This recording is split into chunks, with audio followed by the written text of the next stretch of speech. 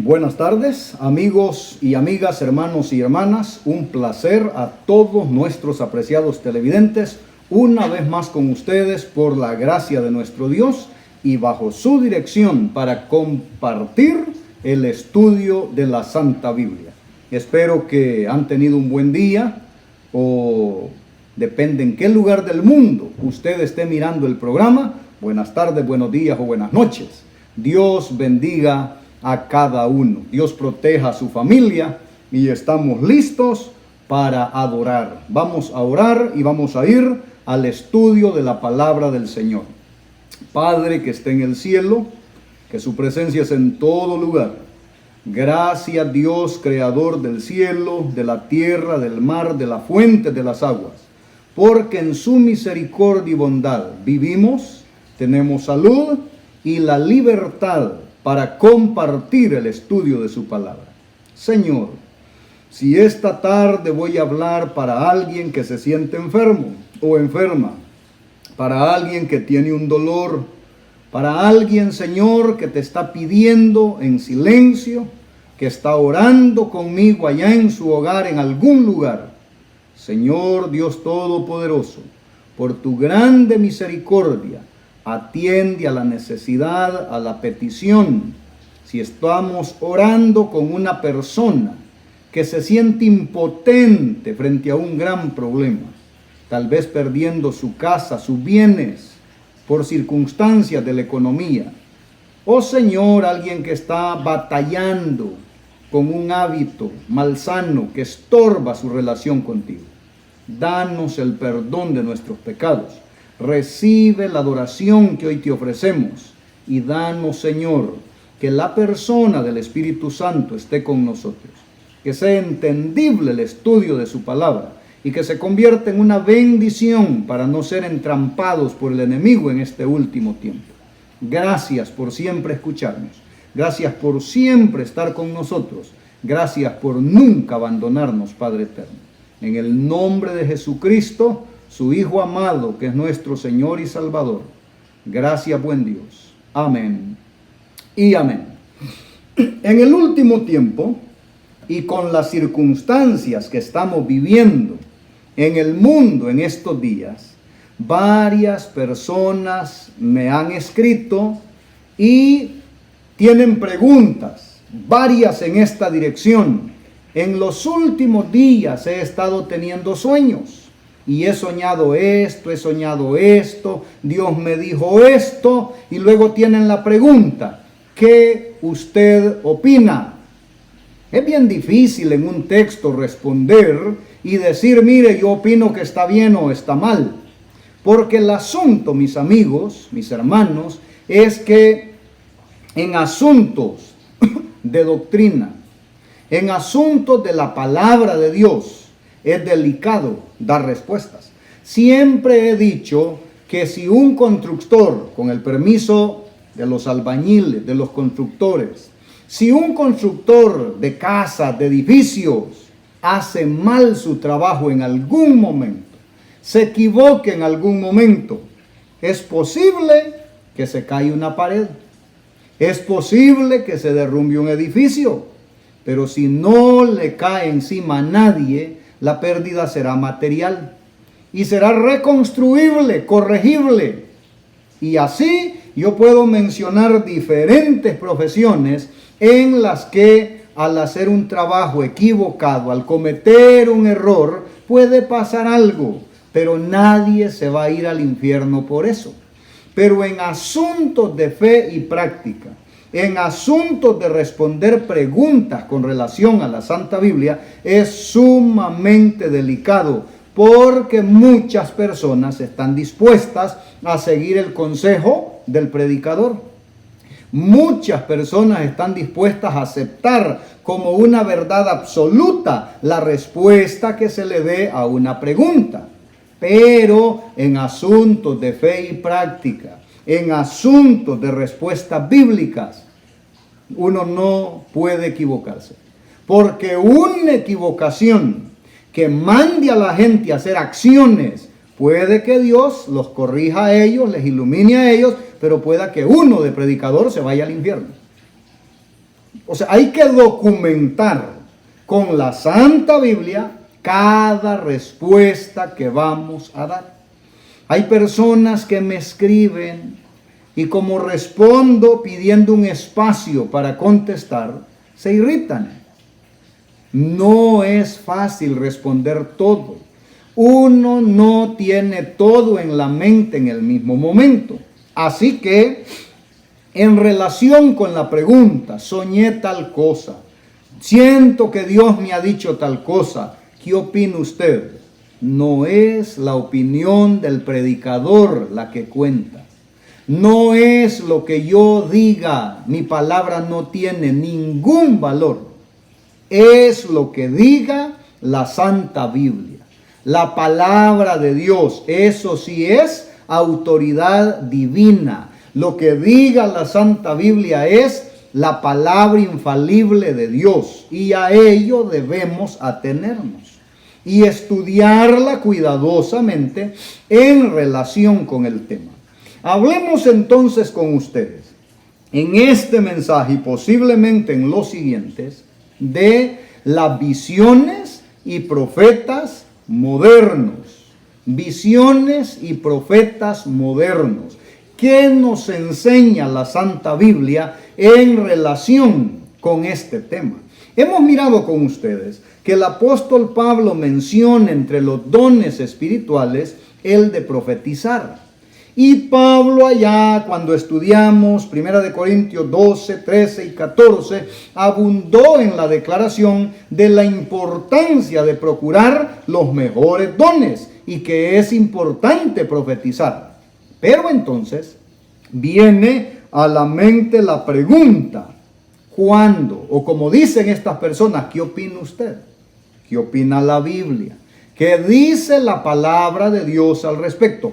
Comencemos este estudio en el último libro de la Santa Biblia, en el Apocalipsis, en el capítulo 19, en el verso 10. Apocalipsis capítulo 19, en el versículo 10, tiene la siguiente declaración. Dice Juan que cuando el ángel le mostró, le dio explicación de la visión, de la revelación que le había sido dada, él tuvo la intención, fue tremendamente impresionado y quiso adorar al ángel que le daba la revelación, que vino a darle la explicación de la revelación. Y entonces dice esto, yo me postré a sus pies para adorarle. Y él me dijo, mira, no lo hagas. Yo soy consiervo tuyo y de tus hermanos que retienen el testimonio de Jesús. Adora a Dios, porque el testimonio de Jesús es el espíritu de la profecía. Está mencionando esta declaración en el capítulo 19 del Apocalipsis. El capítulo que está antes del antepenúltimo capítulo de la Santa Biblia. Vendría siendo el penúltimo el 21, el antepenúltimo el 20, el 19. En el verso 10 menciona el hecho de que la iglesia en este último tiempo tiene el permanente don de profecía. O sea, a la iglesia la va a acompañar el don profético hasta la segunda venida de Cristo Jesús. ¿Es así? Dice la declaración una vez más que Juan intentó postrarse a los pies del ángel para adorarlo. Y él le dijo, mira, no lo hagas. Yo soy consiervo tuyo. O sea, tú y yo somos siervos del mismo Dios. Yo no estoy superior a ti, está diciendo el ángel. Y también tus hermanos. ¿Quién tus hermanos? Tus hermanos que retienen el testimonio de Jesús. ¿Y qué cosa es el testimonio de Jesús? Le dice, adora a Dios, porque el testimonio de Jesús es el espíritu de la profecía. Hay, dice, igual que Juan, hermanos que retienen el testimonio de Jesús, o que tendrán el don profético, el espíritu de profecía, hasta el tiempo del fin. Con esto en mente, Miremos ahora lo que dice el capítulo 16, el versículo 13 y el versículo 14. Va a presentar la otra cara de la moneda en relación con este asunto del don profético. Apocalipsis 16, versículo 13 dice: y vi salir de la boca del dragón, de la boca de la bestia y de la boca del falso profeta, 3 espíritus inmundos a manera de ranas. El versículo 14 nos va a decir qué son, en qué consisten esos 3 espíritus inmundos a manera de ranas. Y dice: pues son espíritus de demonios que hacen señales y van a los reyes de la tierra en todo el mundo para reunirlos a la batalla de aquel gran día del Dios Todopoderoso. Aquí vemos la otra cara de la moneda, la total oposición al gobierno de Dios, a la doctrina de Dios, la guerra última en el tiempo del cierre de la historia de este mundo. ¿Qué miraron ustedes en estos 2 versículos? ¿Qué encontró usted? En el versículo 13 menciona 3 poderes. Vi salir de la boca del dragón, de la boca de la bestia. ¿Y cuál es el tercero? La boca del falso profeta. Ok, con esto en mente, si hay para el tiempo del fin los que retienen el testimonio de Jesús, que es el espíritu de la profecía, o sea, el ministerio del verdadero profeta, también hasta el tiempo del fin hemos de vivir en guardia, porque nos hemos de enfrentar ¿a qué cosa? A la falsificación del don de profecía. De los 3 espíritus inmundos que menciona Apocalipsis 16:13, uno es el dragón, sabemos quién es el dragón. 2 es la bestia, sabemos con toda claridad cuál es el sistema en este mundo representado por la bestia. Y luego el tercero es ¿qué cosa? El falso profeta, o como lo conocemos, el protestantismo apóstata, que rechaza los mandamientos de Dios, rechaza la escritura para colocar sobre ella cualquier tradición o enseñanza que le conviene. Pero estamos frente a esto: los que retienen el testimonio de Jesús, que es el espíritu de la profecía, y el falso profeta. Falso profeta. Entonces, si va a haber falsificación del don profético hasta el tiempo del fin, es porque hay verdadero don profético para la iglesia o para el pueblo de Dios hasta el tiempo del fin. Porque no se puede falsificar algo que no existe. Para que exista la imitación, lo falso, es porque está, ¿qué cosa? Remedando, imitando, falsificando, pareciéndose a algo que es verdadero.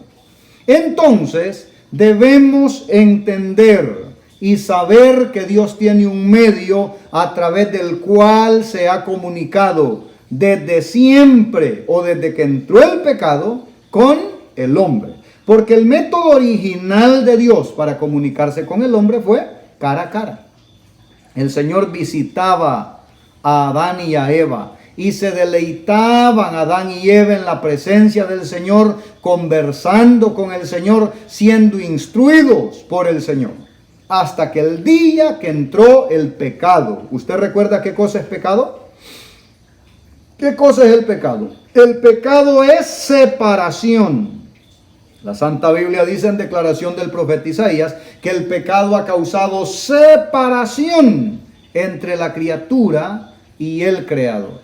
Así que esa separación, ese distanciamiento, eso que se coloca en medio para estorbar, Dios lo ha librado a través de la comunicación, haciendo el uso del don de profecía o del espíritu de profecía. A eso se llama espíritu de profecía, todo el sistema que Dios ha tenido a través de los siglos para comunicarse con su pueblo, con el hombre, con la raza que está salvando. Vamos a Amós, capítulo 3, versículo 7. Amós es uno de esos que llamamos profetas menores.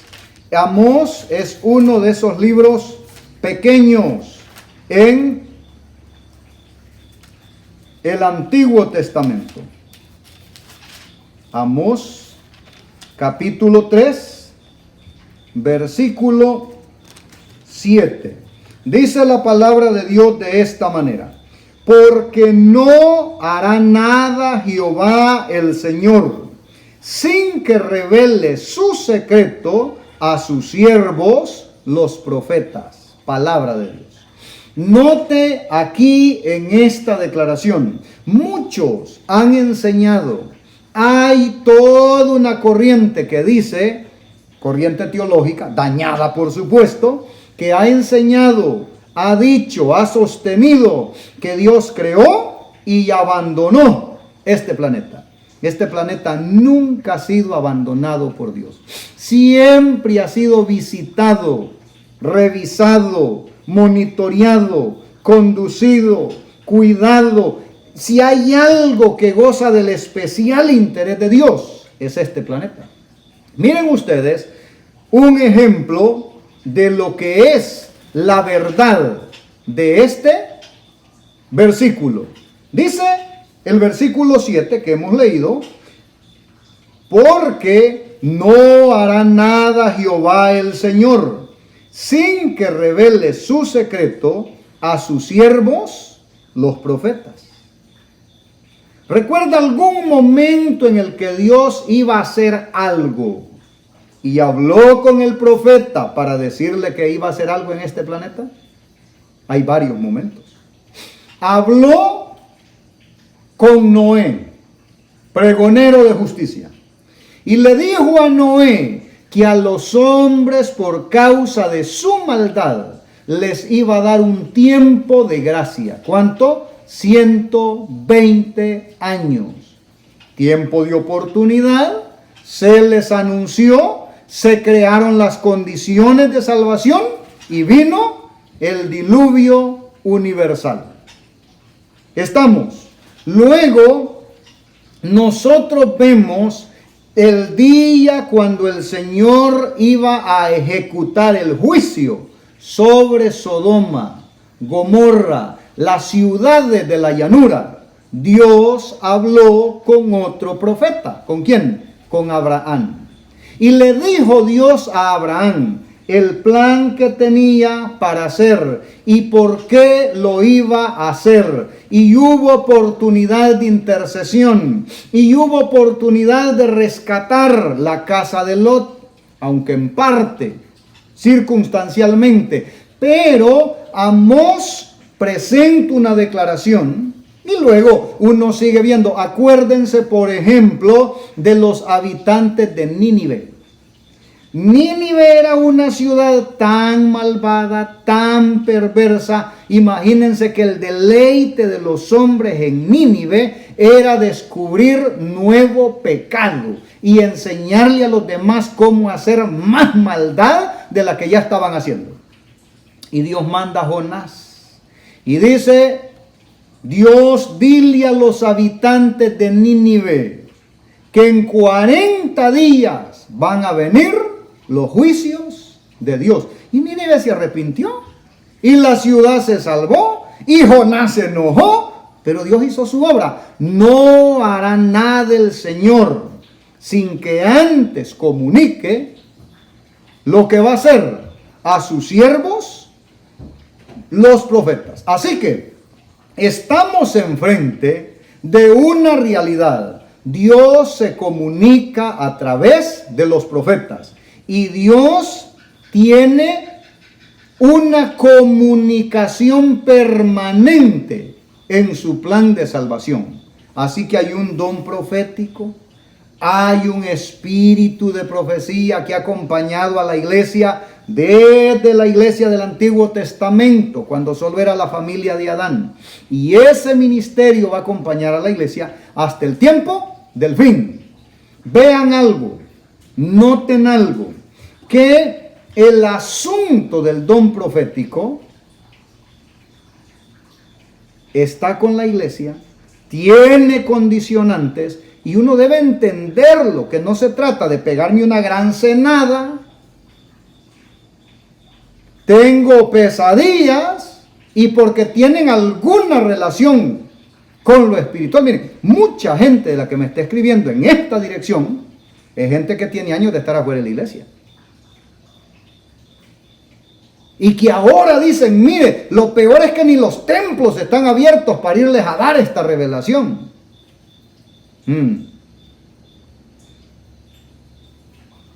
¿Qué opina usted?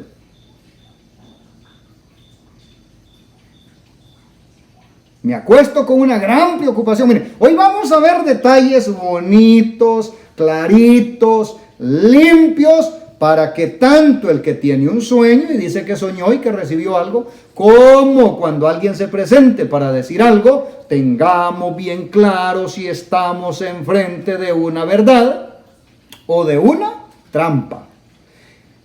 En la segunda carta del apóstol Pedro, en el capítulo 1, el verso 21, hay una declaración. Segunda carta del apóstol Pedro, capítulo 1, versículo 21. Segunda de Pedro está ya llegando al Apocalipsis. Y aquí vamos a leer algo que dice la palabra del Señor.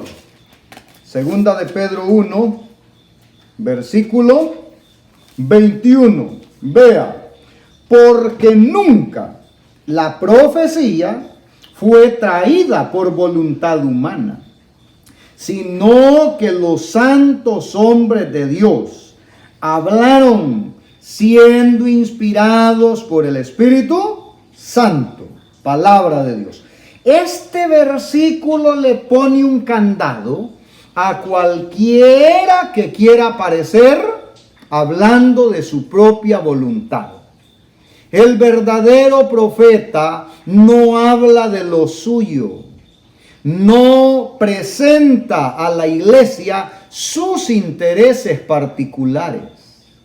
De hecho, Dios no está satisfaciendo caprichos, Dios no está satisfaciendo o conduciendo un individuo independiente de los demás de su iglesia, sino que Dios está conduciendo el macro del pueblo de Dios en el gran conflicto cósmico entre el bien y el mal. Así que lo que se profetiza, lo que se le va a dar a la iglesia, no viene porque se le ocurre a un hermano, a una hermana, a una persona. No soy profeta porque se me ocurre que soy profeta.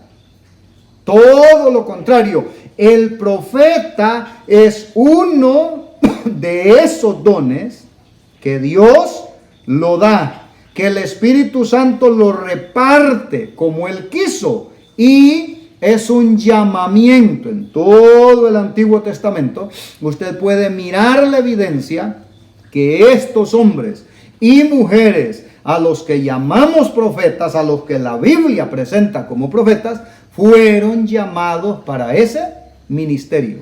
Pero no dijeron ellos, mire, yo quiero ser profeta. Como dijo alguien en una comisión de nombramientos, yo quiero que me pongan de tesorero. No, no funciona así. Funciona de esta manera, como lo presenta el apóstol Pedro en su segunda carta, en el capítulo 1, el verso 21. ¿Qué dijo? Dice, porque nunca la profecía fue traída por voluntad humana. Recuerden que es una revelación. Y una revelación no es una pesadilla ni un desvarío.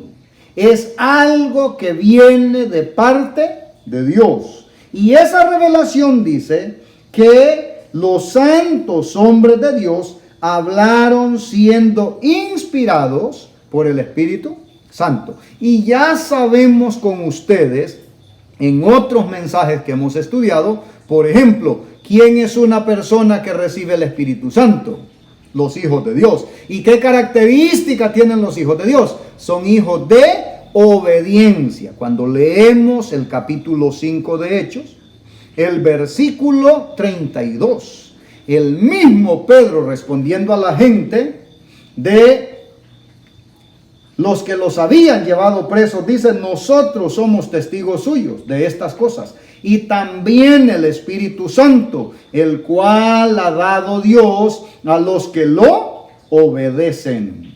La otra cosa es que el mismo Pedro, allá cuando Simón, el otro Simón, que había sido un adivino, un practicante de la magia, pidió que le dieran el poder de imponer las manos y que él iba a pagar con dinero. Pedro le dijo que no tiene ninguna relación el profetizar con el dinero, que ese es un asunto que lo da Dios y que estaba en un serio problema. Así que todo aquello que aparece por allí, que siembre una ofrenda, que Dios lo va a prosperar, que el Señor ya me reveló a mí que a usted le viene una gran bendición, hermano, estás frente a ponle tú el nombre, pero no frente a un profeta de Dios. No viene por voluntad humana. No se me ocurre a mí, no se le ocurre a usted, no se le ocurre a nadie que le va a decir a otra persona. Tiene que ser revelación divina.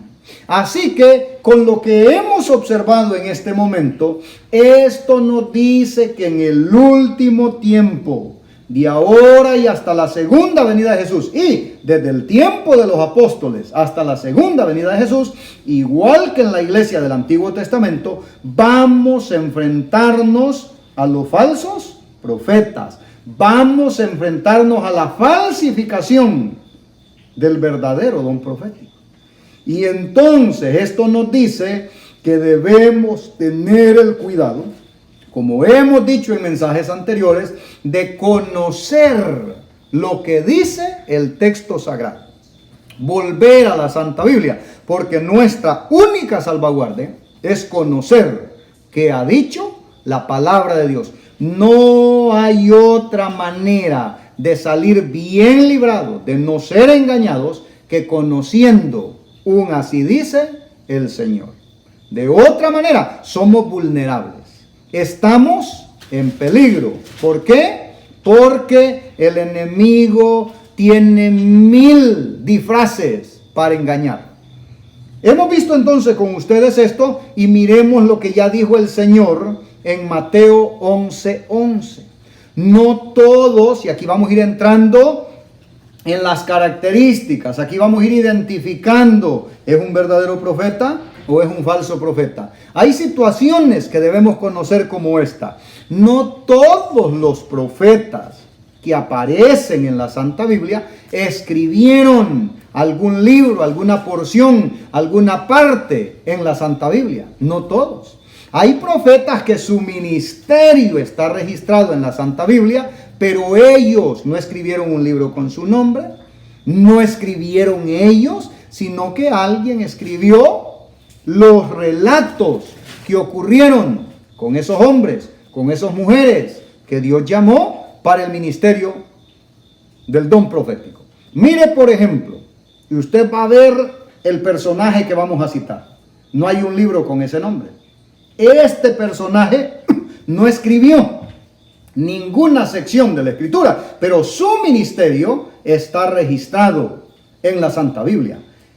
Mateo capítulo 11, versículo 11. De él está hablando el Señor Jesús en esta declaración. Mateo capítulo 11, versículo 11. Mire lo que dice. De cierto os digo, está hablando Jesús a los discípulos, entre los que nacen de mujer no se ha levantado otro mayor que Juan el Bautista, pero el más pequeño en el reino de los cielos mayor es que él. Jesús usa aquí un juego de palabras. Dice: yo les digo una cosa, de los nacidos de mujer. ¿Qué dijo de los nacidos de mujer? Entre los nacidos de mujer no se ha levantado otro mayor que Juan el Bautista. Sin embargo, no lo deja allá arriba. Dice, el más pequeño en el reino es mayor que él. O sea, vuelve a citar la igualdad de los consiervos de Dios.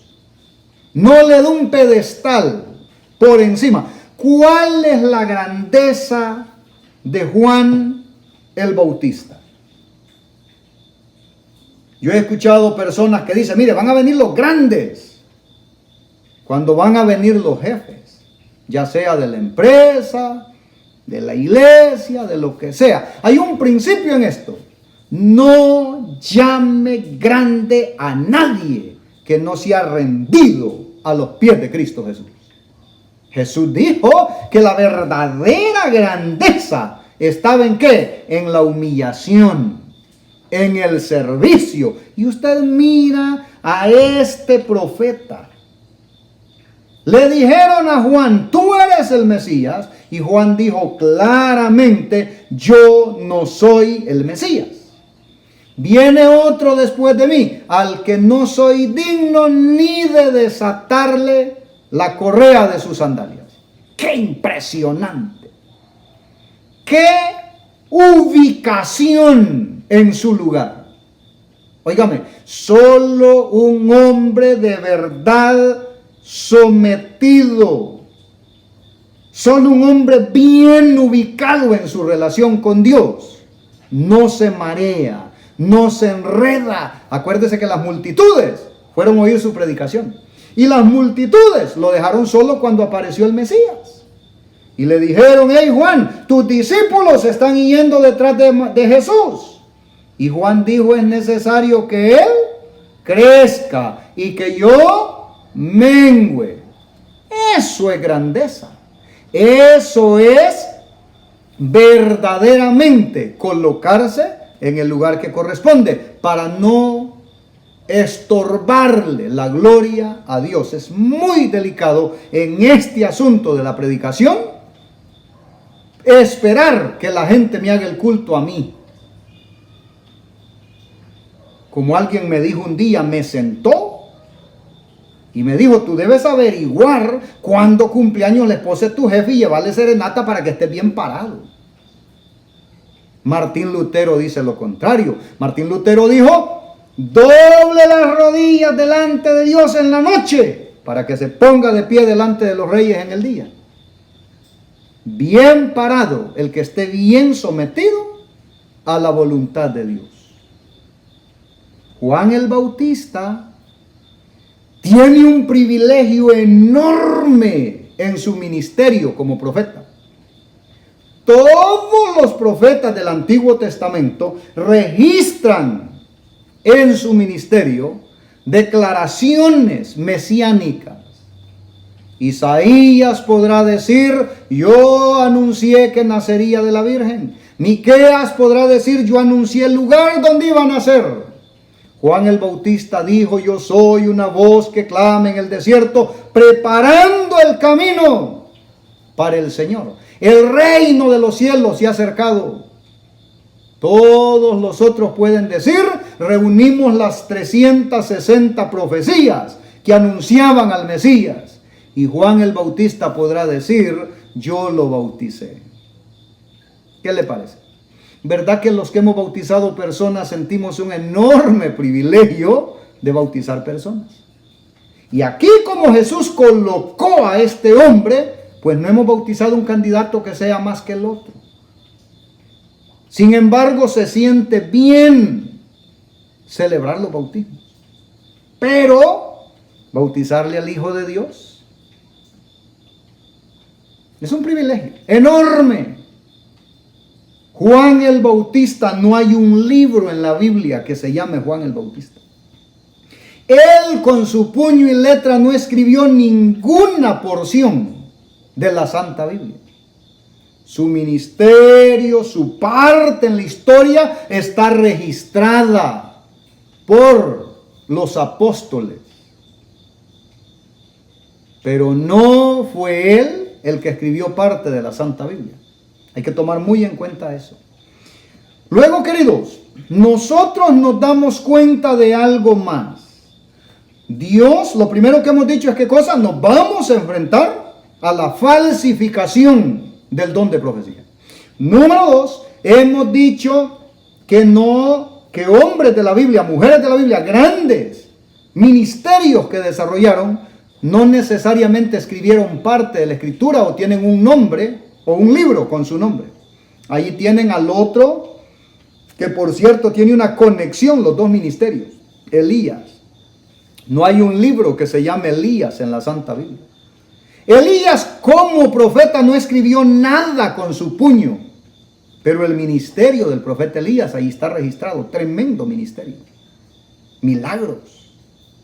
Eliseo, no hay un libro que se llame Eliseo.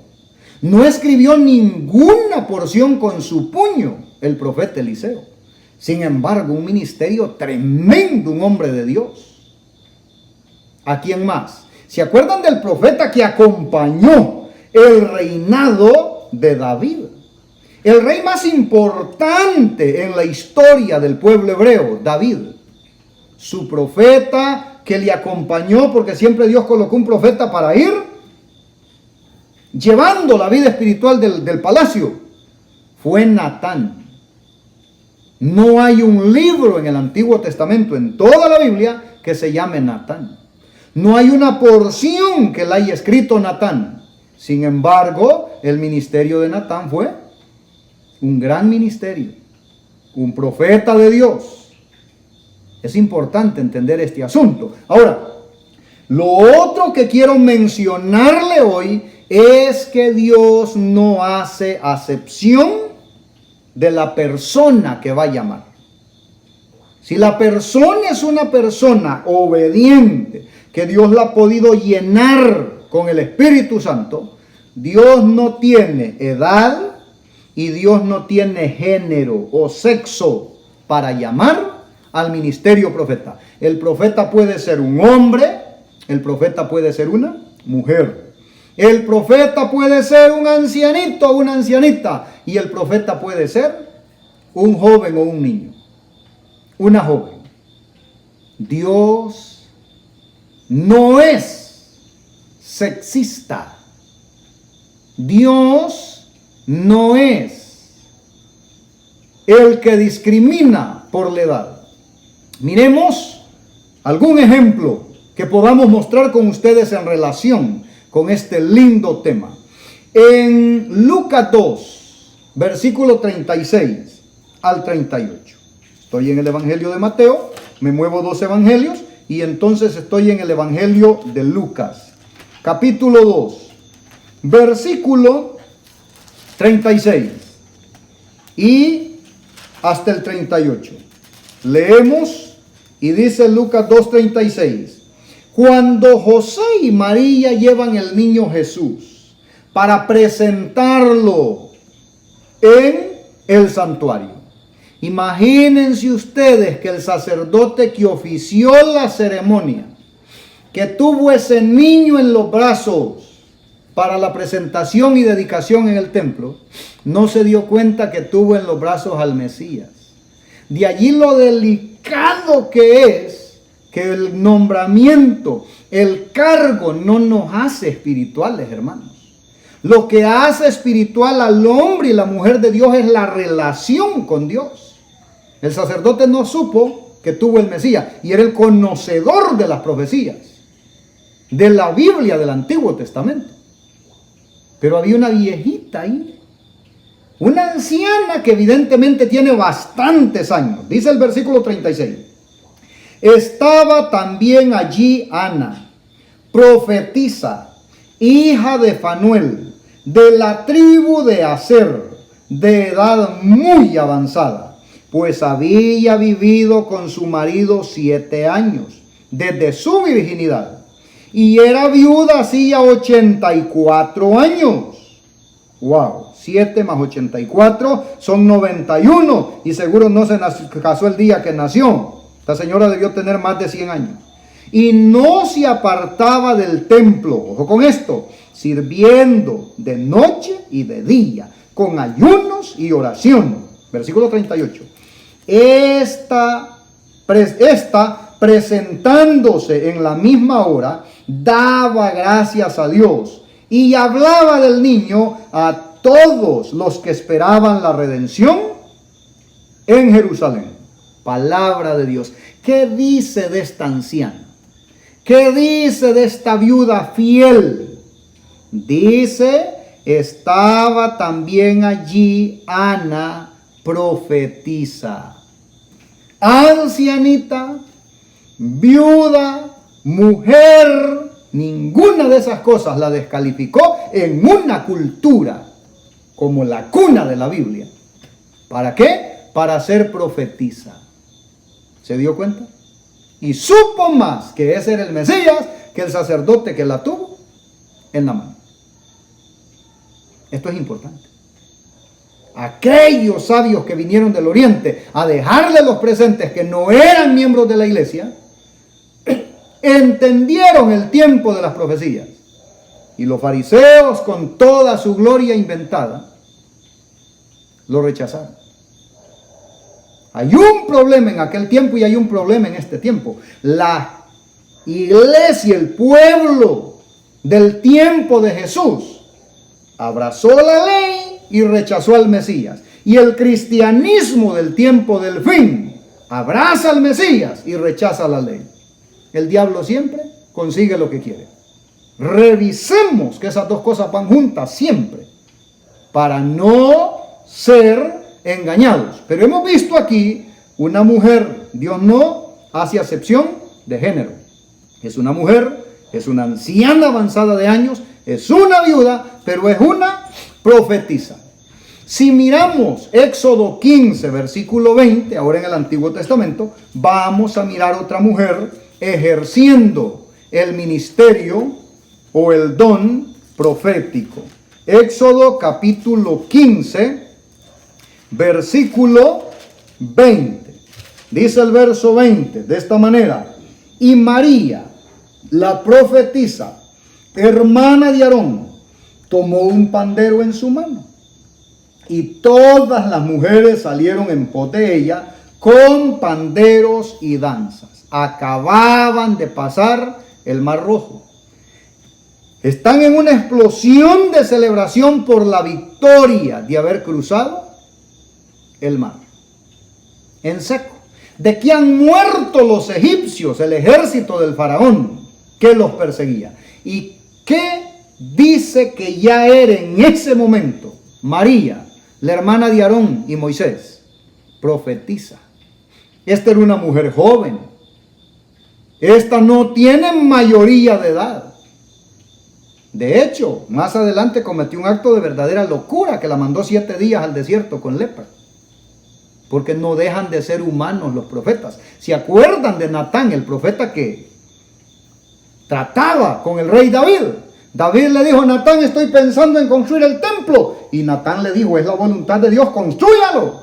Y al siguiente día llegó y dijo: mire, me dijo Dios que no le toca hacerlo, que usted ha derramado mucha sangre y que deje las cosas donde están, que lo va a construir su hijo. Así que el profeta es humano. El profeta no es sobrenatural, sino un hombre o una mujer capaz de ser dirigido por el Espíritu Santo, llamado por Dios y al servicio de la iglesia, no de sus propios intereses. ¿Sí me explico? Cuando nosotros entendemos eso, vamos entonces a mirar otra mujer. Allá en Jueces, capítulo 4, versículo 4. Vamos a ver, Jueces, capítulo 4 y el versículo 4. Mire lo que dice Jueces 4:4. Gobernaba en aquel tiempo a Israel una mujer, Débora, profetisa, mujer de Lapidot. ¿Qué era Débora? Era juez en Israel. ¿Qué era Débora? Una esposa. ¿Qué era Débora? Una profetisa. Samuel también fue juez, fue profeta y fue sacerdote. Pero aquí ya hemos visto una tercera mujer que es profeta de Dios. Miremos una más en el segundo libro de los Reyes, capítulo 22, versículo 14. Segundo libro de los Reyes, capítulo 22 y el verso 14. Dice la palabra del Señor: entonces fueron el sacerdote Hilcías y Ahicam, Acbor, Safán y Asaías a la profetisa Hulda, mujer de Salum, hijo de Tibá, hijo de Jarbás, guarda de las vestiduras, la cual moraba en Jerusalén, en la segunda parte de la ciudad, y hablaron con ella. ¿Cómo se llamaba esta profetisa? De la que da tantos detalles. Hija de la hija, vivía en el barrio tal, todo. Esta profetisa se llamó Hulda. Una profetisa hemos visto en el Nuevo Testamento, 2 profetisas, 3 profetisas hemos visto en el Antiguo Testamento. Estamos 3-1. Vamos al Nuevo Testamento otra vez y miremos lo que dice Hechos 21, versículo 8 y versículo 9. Hechos capítulo 21, versículo 8 y versículo 9. Dice el verso 8 del capítulo 21 de Hechos, versículo 8.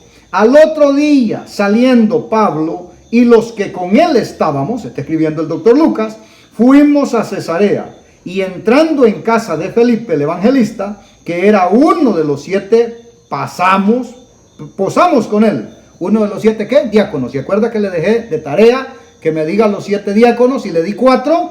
Recuérdelo. Este tenía 4 hijas doncellas, o sea, señoritas, que profetizaban. Y permaneciendo nosotros ahí algunos días, descendió a Judea un profeta llamado Ágabo. ¿Cuántas hijas tenía Felipe? Y todas eran profetas, profetizaban. 4 hijas doncellas. Ahora tenemos 5 profetizas en el Nuevo Testamento. Dejamos claro hasta aquí que Dios no hace acepción de género. Dios puede llamar hombres al ministerio profético, Dios puede llamar mujeres, Dios puede llamar personas muy adultas, Dios puede llamar personas jóvenes al ministerio profético, pero lo llama Dios. Y el profeta no se inventa lo que tiene que decirlo de parte de Dios. Para el tiempo del fin, para la historia final de este mundo, está prometido el don profético en la iglesia del Señor. Lo dice una profecía en el libro de Joel, capítulo 2. Joel, capítulo 2, versículo 28 al 32. Dice Joel: y después de esto derramaré mi espíritu sobre toda carne. Profetizarán vuestros hijos, vuestras hijas. Mire ahora, vuestros ancianos soñarán sueños, vuestros jóvenes verán visiones. Y también sobre los siervos y sobre las siervas derramaré mi espíritu en aquellos días. Y daré prodigios en el cielo, en la tierra, sangre y fuego y columnas de humo.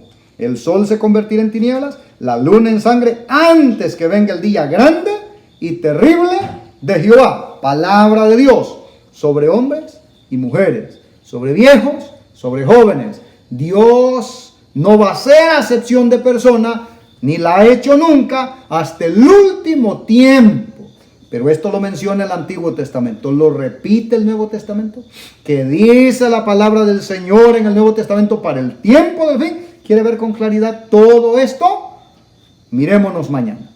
Padre eterno, Dios creador de todo el universo, gracias por la bendición de la claridad de tu santa palabra. Quede pues tu paz y tu bendición con cada familia que ha atendido el programa esta tarde. Llénanos de tu Santo Espíritu, guíanos por tu misericordia para saber la verdad y no ser apartados de ella. En el nombre bendito de tu Hijo Jesucristo, nuestro Señor y Salvador. Amén y amén. Si Dios nos presta vida con salud, nos vemos mañana. Que Dios les bendiga.